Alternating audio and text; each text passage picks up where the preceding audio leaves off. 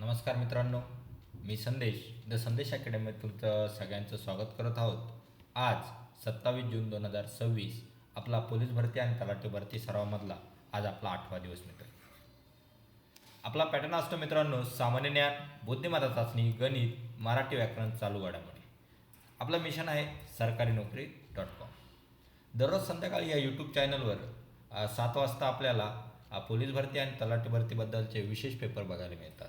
जर तुम्ही चॅनलवर नवीन असाल तर चॅनलला नक्की सबस्क्राईब करा आणि नवनवीन अपडेट मिळवण्यासाठी बेल आयकॉनवर क्लिक करा. चला, आजचा आपला पहिला दिवस काय असतो, दिवसाचं स्पेशल काय असतं ते आपण बघत असतो आणि नंतर आपले प्रश्न बघत असतो.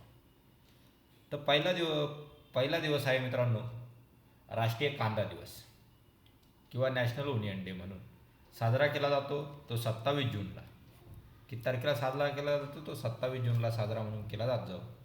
आणि 27 जूनला जो साजरा म्हणून केला जातो त्याच्यासाठी आपल्याला कांदा केवळ हा एक पदार्थ किंवा शेतकऱ्याचा आणि घामाचा आणि आरोग्याचं एक प्रतीक आहे.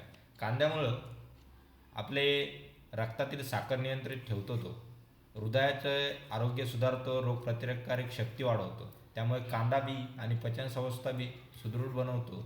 त्याच्यासाठी कांदा हा आपला महत्त्वाचा एक अन्नपदार्थ आहे. अशाच प्रकारे आजचा आणखीन दुसरा दिवस आहे मित्रांनो, तो राष्ट्रीय संत्रा फूल दिवस किंवा नॅशनल ऑरेंज ब्लूस्मस डे. संत्र्याच्या फुलांचा सुगंध किंवा आरोग्य आणि आनंदाचा संगम हा एकत्र करून आपल्याला त्याच्याबद्दलची विशेष माहिती किंवा त्याच्याबद्दलची जागरूकता निर्माण करण्यासाठी आपल्या भारत सरकारने राष्ट्रीय संत्रा फूल दिवस म्हणून साजरा केला जातो. आता फुलाचं काय महत्त्व हे बी तुम्हाला वाटेल. फुलांपासून आपण ज्यावेळेस फूल घेतो त्या फुलाच्या सुगंधापासून आपलं मन प्रसन्न होतं, आपला तणाव कमी होतो, या गोष्टी आपल्याला समजतात. आणि संत्र्याच्या फुलाचे आवश्यक तेलामध्ये किंवा औषधी गुणधर्म असतात. त्यामुळे रोगप्रतिकारक शक्तीसुद्धा आपली वाढण्यास मदत होती. त्वचा आणि केसांसाठी बी नैसर्गिक उपयोग असतो केसांचा. तसंच आज आपला PTSD डे म्हणजे अवेअरनेस डे. आता या PTSD डे म्हणजे काय हा एक महत्त्वाचा मुद्दा आहे. आता PTSD डे म्हणजे आपण आता एखाद्याच्या आयुष्यात एक विशेष असं डिप्रेशनमध्ये गेला, त्याच्या मनाबद्दलचं बोलूया, त्याच्यामधल्याच्या ज्या शंका आहे तर तो शांत झालेला आहे, बरे होण्याची शक्यता आहे. त्याच्यात आपली एक भूमिका काय. एखादा मुलगा, आपल्या गव्हर्नमेंटनं काय केलेलं आहे महाराष्ट्र सरकारने, की जर कोणी काही वेगळ्या सिच्युएशनला असेल किंवा वेगळ्या सिच्युएशनमध्ये असेल तर तो स्वतःला काही करण्याचा प्रयत्नात असेल तर त्याच्यासाठी काय केलं जातं की त्याच्यासाठी एक टोल फ्री नंबर दिलेला आहे. त्यांच्यासोबत आपण बोलू शकतात, ते आपल्याबद्दल विचारू शकतात, तुमच्या मनातले जे डाऊट आहे ते डाऊट क्लिअर करतात, तुम्हाला काय हवं आहे, बरे होण्याची शक्य आहे म्हणजे तुमचं मनोबल वाढवतात. तुम्हाला जो मनुष्य जन्म मिळालेला आहे मित्रांनो तो एक खूप महत्त्वाचा आहे. त्याच्यातला बरे होण्याचा मार्ग हा एक PTSD डे म्हणजे नैराश्यापासून एक समृद्धीचं, मनाबद्दलचं आणि एक शांतताप्रिय असलेलं आयुष्य, एकदम आरोग्य म्हणजे मानसिक आरोग्याकडे लक्ष द्या आणि निरोगी जीवन आणि समृद्धी बनवा, हे आपला PTSD डेचा जागरूकता दिवस असतो. आता दुसरा मित्रांनो 27 जूनला राष्ट्रीय HIV चाचणी दिवस म्हणून पाळला पण जातो. आता सध्या आपला 1 डिसेंबर हा एड्स दिवस म्हणून साजरा केला जातो. त्याच्या रिलेटेडच हा HIV चाचणी दिवस असतो. तो नॅशनल आहे आपला. त्याच्यासाठी चाचणी करा, सुरक्षित राहा आणि निरोगी आपला भारत घडवा. चाचणी हा आपला एड्स जो काय चाचणी हा याच्यातला एक सुरक्षित भविष्याचा एक HIV चाचणी करणं हा एक सुरक्षित भविष्याचा एक चांगला टप्पा असतो. त्याच्यात तो भेदभाव नसतो की तुम्ही महिला आहात, पुरुष आहात. त्याचं लवकर निदान होतं किंवा तुम्हाला तुमच्या शरीरात खरंच HIV आहे का नाही, या सगळ्या गोष्टी कॉन्फिडेन्शली ठेवल्या जातात. डॉक्टर आणि जो काय पेशंट असतो मध्येच असतात किंवा असं बाहेर दाखवलं नाही जात की तुम्ही HIV पॉझिटिव्ह आहात, या गोष्टी नसतात मित्रांनो. त्यामुळं याची पण जागरूकता आपला भारत सरकार आणि महाराष्ट्र सरकार करत असतं. असे हे आपले 4 दिवस होते. 4 दिवसांपैकी आपल्याला 4 दिवस, पहिला 27 जूनला राष्ट्रीय कांदा दिवस हा साजरा केला जातो. हे सगळे नॅशनल आहे. नॅशनल ऑरेंज ब्लूस्मस राष्ट्रीय संत्रा फूल दिवस आणि PTSD डे हा जागरूकता म्हणजे एक नैराश्यामधून मनोबल वाढवण्याचा प्रयत्न केला जातो. आणि राष्ट्रीय HIV दिवस, हे 4ही दिवस आपल्यासाठी महत्त्वाचे असतात मित्रांनो.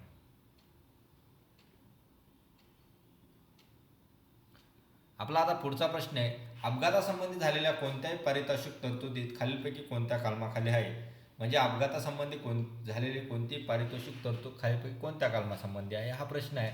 मोटार वाहन कायदा कलम 130, मोटार वाहन कायदा कलम 134, मोटार वाहन कायदा कलम 135, मोटार वाहन कायदा 129. आता हा कोणता कलम आहे मित्रांनो? मोटार वाहन कायद्यामधला कलम 134. ऑप्शन क्रमांक 2 हे योग्य उत्तर असणार आहे. आता मोटार वाहन कायदा कलम 134 नुसार अपघात झाल्यानंतर वाहने चालकाने जखमी व्यक्तीला मदत करणे किंवा आवश्यक माहिती देणे हे एक बंधनकारक आहे. एक आपला हा जबाबदार नागरिकाचं कर्तव्य आहे. तर सध्या काय होत होतं, पहिल्यांदी जर कोणी अपघात झाला, अपघात संबंधी जर कोणी त्या जखमी झालेल्या माणसाला किंवा कोणत्या व्यक्तीला मदत केली तर बऱ्याचशा त्याच्यावर क्वेश्चन मार्क उठवायचे की तू मदत केली आहे, तुला पोलिसांच्या समोर पोलीस स्टेशनला किंवा पोलिसांसमोर जास्त जबाब द्यावा लागतील. बऱ्याचशा गोष्टी अशा ऐकायच्या. ज्यावेळेस आम्ही लहान होतो त्यावेळेस पण अशा गोष्टी आम्ही खूप ऐकलेल्या आहे. आमच्या रस्त्याने जे काय घटना घडत होत्या त्याच्याबद्दल या गोष्टीमध्ये पडू नका. पण आपण जबाबदार नागरिक बनण्यासाठी एक मोटार वाहन कायदा कलम 134 मध्ये एक तरतूद केलेली आहे. अपघातासंबंधी काही गोष्टी झाल्या असेल तर त्या गोष्टींबद्दलची जी काय एक जबाबदार नागरिक म्हणून जी काही कळकळीची विनंती आहे किंवा पेशंटला दवाखान्यात पोहोचवणं, आता तात्पुरत्या आधाराच्या म्हणजे प्रथमोपचार करणं आणि पोलिसांना मदत करणं हे एक आपलं एक कर्तव्य आहे. आपण एक जबाबदार नागरिक आहात ह्याची एक भावना मनात आणि जागवण्याची हा एक प्रयत्न असतो भारत सरकारचा किंवा महाराष्ट्र सरकारचा. याच्यासाठी मोटार वाहन कायदा कलम 134 याच्या अंतर्गत एक पारितोषिक तरतुदीचा पण ते केलेलं आहे. जर तुम्ही जबाबदार नागरिकासारखं वागला तर त्याच्या बदल्यात तुम्हाला पारितोषिक पण मिळालं जातं. पुढचा प्रश्न, जगातील पहिली मोटार कार निर्माण कोणी केली? Henry Ford, Elon Musk, Karl Benz, Rolls Royce. कोणी केली मित्रांनो? कार्ल बेज यांनी केली. ऑप्शन क्रमांक 3 आपलं योग्य उत्तर आहे. आता कार्ल बेज यांनी जगातली पहिली मोटार कार निर्माण पण केली, पण ती कोणत्या वर्षी केली हा एक महत्त्वाचा प्रश्न आहे. तर ती कधी निर्माण केली मित्रांनो? 1885 मध्ये निर्माण केली. पण ती कार कशावर चालवायची? ती कार चालत होती पेट्रोलवर. राहील लक्षात तुमच्या सगळ्यांच्या? पुढचा प्रश्न, खालीलपैकी क्रिप्टोकरन्सी कोणती आहे? Dollar, beta, Ethereum, neon. तर कोणती आहे मित्रांनो? इथेरियम. ऑप्शन क्रमांक 3 आपलं योग्य उत्तर असणार आहेत.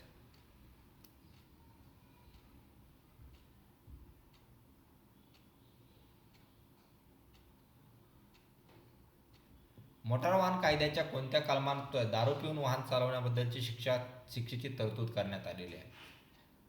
जर मोटार वाहन कायद्याच्या एका कलमानुसार दारू पिऊन जर तुम्ही गाडी चालवत असाल तर त्याच्या शिक्षेची तरतूद कोणत्या कलमात केलेली आहे हे पण हा महत्त्वाचा प्रश्न आहे.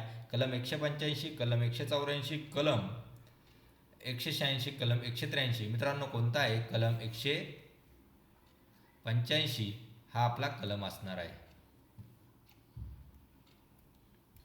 ड्रंक अँड ड्राईव्ह हा कलम 185 मध्ये आपल्याला नमूद केलेला आहे. चला पुढचा प्रश्न मित्रांनो, वाहनाची गती कमी करताना आधी पर्याय आहे, आधी क्लच दाबून मग ब्रेक दाबावा, आधी ब्रेक दाबून मगच क्लच दाबावा, ब्रेक व क्लच एकाच वेळी दाबावे, फक्त क्लच दाबावा. तर मित्रांनो आता वाहनाची गती कमी करताना आपण काय करतो हे सगळ्यांना माहिती आहे. आधी ब्रेक दाबून मग थोडा क्लच दाबतो. ऑप्शन क्रमांक 2 आपलं योग्य उत्तर असणार आहे. त्याच्यामुळे वाहन नियंत्रित ठेवण्यासाठी आपल्याला मदत होते. पुढचा प्रश्न, मिहान कोठे आहे? अमरावती, वर्धा, चंद्रपूर, नागपूर. मित्रांनो पहिला प्रश्न आपल्याला मिहान म्हणजे काय हे माहीत पाहिजे. मिहान म्हणजे मित्रांनो M for multi model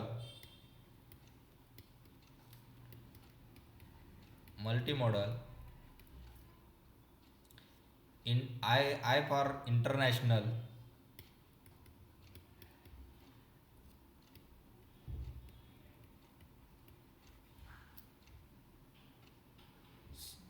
international, cargo hub and airport.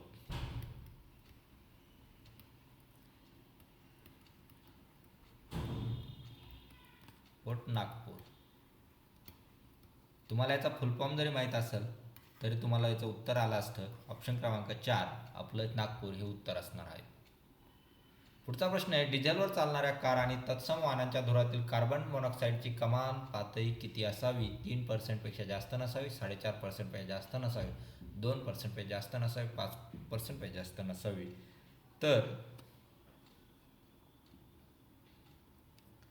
ती किती असावी? 3% जास्त नसावी. ऑप्शन क्रमांक 1 हे आपलं योग्य उत्तर आहे. एक कार रेल्वे यांच्या वेगाचे प्रमाण 12 से 19 आहे, तर रेल्वेचा वेग कारपेक्षा 35 किलोमीटर तास जास्त आहे. वेग अंतर दिलेलं आहे, तर 5 तासात रेल्वे किती अंतर किलोमीटर जाईल? मित्रांनो, 300 किलोमीटर, 385, 380, 475. आता आपल्याला दोन रेशो दिलेले आहेत, एक कारचा आणि एक रेल्वेचा. कार म्हणजे 12x आणि ही झाली कार, रेल्वे झाली 19x. ओके. आता त्यांचं अंतर किती दिलेलं आहे? 35 तास. त्यामुळे 19x मायनस 12x त्यांचं अंतर दिलं तर 35. x किती येतो? 7x equal to 35. एक्सची व्हॅल्यू किती येते मित्रांनो? 7 5 35. 5 ही एक्सची व्हॅल्यू येते. आता एकची व्हॅल्यू आपल्याला रेल्वेचा काढायचा आहे, त्यामुळे 19x इक्वल टू 19 गुणिले 5 किती झाला मित्र? 19 5 95. आता 95, तर रेल्वे किती तासात 5 तासात रेल्वेचा अंतर किती जाईल? 95 गुणिले 5 करा मित्रांनो. 5 5 25, हातच्या आला 2, 5 9 45, 45 आणि 2 47, 475 किलोमीटर इतकी रेल्वे एवढ्या अंतरावर जाईल. ऑप्शन क्रमांक 4 आपलं योग्य उत्तर असणार आहे.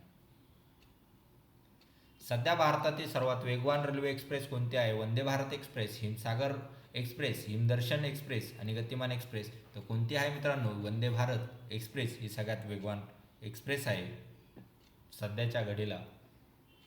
चंबळ नदीच्या काठावर कोणते शहर आहेत? आग्रा, फिरोजपूर, कोटा, जबलपूर. तर चंबळ नदीच्या काठावर कोटा हे शहर वसलेलं आहे मित्रांनो. कोटा हे कुठे आहे? राजस्थानमध्ये. राजस्थानमध्ये असलेले एक चांगलं नामांकित शिक्षणासाठी असलेले एक माहेर घर म्हटलं तरी चालेल. आपलं पुणे जसं आहे तसंच राजस्थानमधलं कोटा हे शहर शिक्षणाचं माहेरघर म्हणून मानलं जाऊ शकतं. नेपाळ आणि भूतिया ही भाषा प्रामुख्याने कुठे बोलली जाते? त्रिपुरा, आसाम, मणिपूर आणि सिक्कीम. नेपाळ आणि भूतिया ही भाषा सिक्कीम या भागात बोलली जाते, कारण सिक्कीम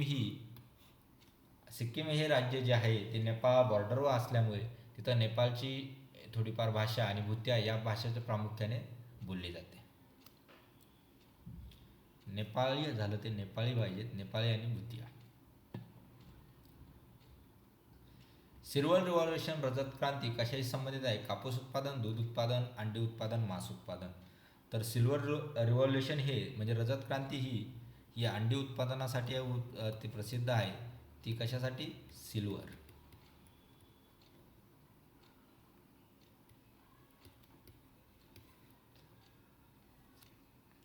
तर कापूस उत्पादनासाठी कोणती क्रांती उत्पत्ती आहे मित्रांनो? आता तुम्हाला निळी क्रांती ही मांस उत्पादनासाठी. कोणती? निळी. दूध उत्पादनामध्ये व्हाईट रिव्हॉल्युशन, त्यालाच काय म्हणतात? श्वेतक्रांती. आणि हरित क्रांती जी आहे एस स्वामीनाथनची हरित क्रांती, ती गव्हासाठी आहे. ती कोणाची आहे? अन्नधान्यासाठी. अन्नधान्य ती कोणी काढली होती? एस स्वामीनाथन.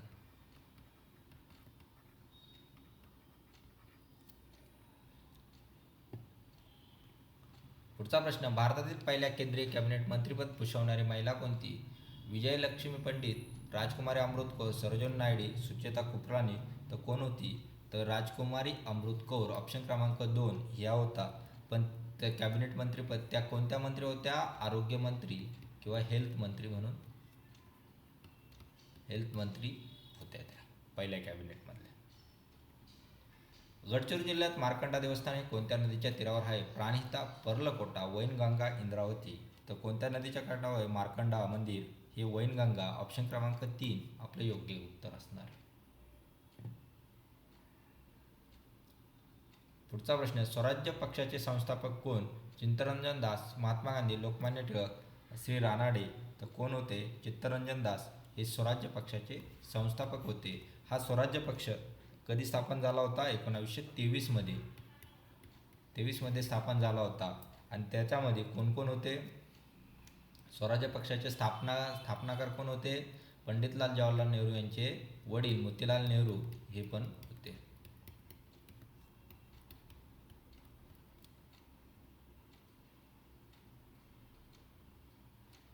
बनारस हिंदू विद्यापीठाची स्थापना कोणी केली? लाला हरदयाळ, स्वामी श्रद्धानंद, स्वामी दयानंद, पंडित मदन मोहन मालवीय. तर कोण होते? ऑप्शन क्रमांक 4 पंडित मदन मोहन मालवीय यांनी BHUची स्थापना कोणत्या साली केली मित्रांनो? 1916 या साली त्यांनी केली होती स्थापना. भारतातील गहू पिकाची जुनक पेढ म्हणजे जीन बँक ऑफ व्हीट हे कोणत्या शहरात आहे? लुधियाना, महाबळेश्वर, करनाल, गोरखपूर. तर कोणतं आहे? लुधियाना. ऑप्शन क्रमांक 1 हे आपलं योग्य उत्तर असणार आहे. आता हे कोणतं आहे? लुधियानाचं कोणतं आहे? पंजाब कृषी विद्यापीठ. भारतातील श्वेतक्रांती जी आली होती ती पंजाबमध्येच आली होती. ते कोणतं? पंजाब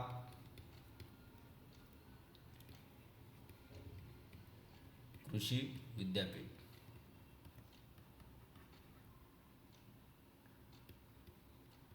लुधियाना. तसंच मित्रांनो आपल्या महाराष्ट्राचं एक पंजाबराव देशमुख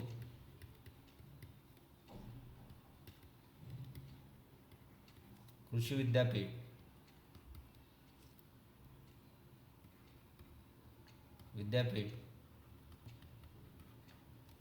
अमरावती. आणि दुसरं कोणतं आहे? एक राहत्याच्या विद्यापीठाचं कृषी विद्यापीठाचं नाव सांगायचं आहे तुम्हाला, कोणाच्या नावावरून ठेवलेलं आहे.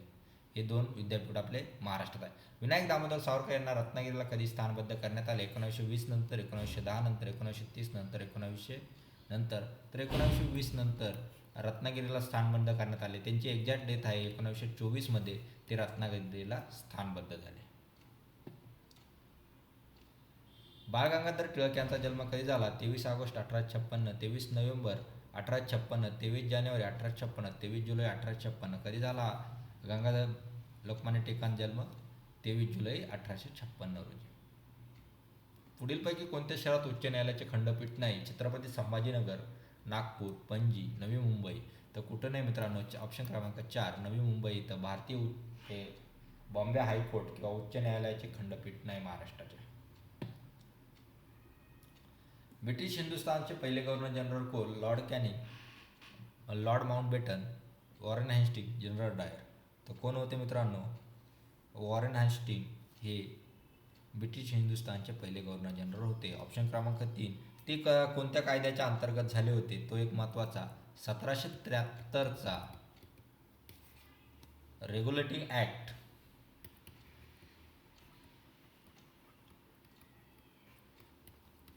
रेग्युलेटिंग ॲक्टच्या अंतर्गत वॉरेन हेस्टिंग हे भारताचे पहिले गव्हर्नर जनरल म्हणून नियुक्त झाले.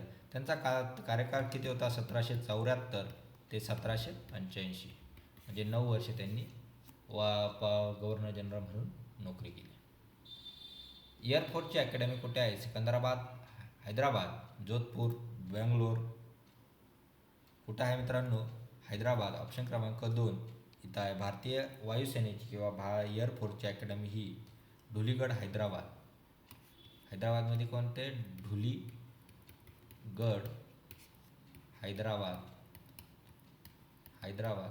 तेलंगणा.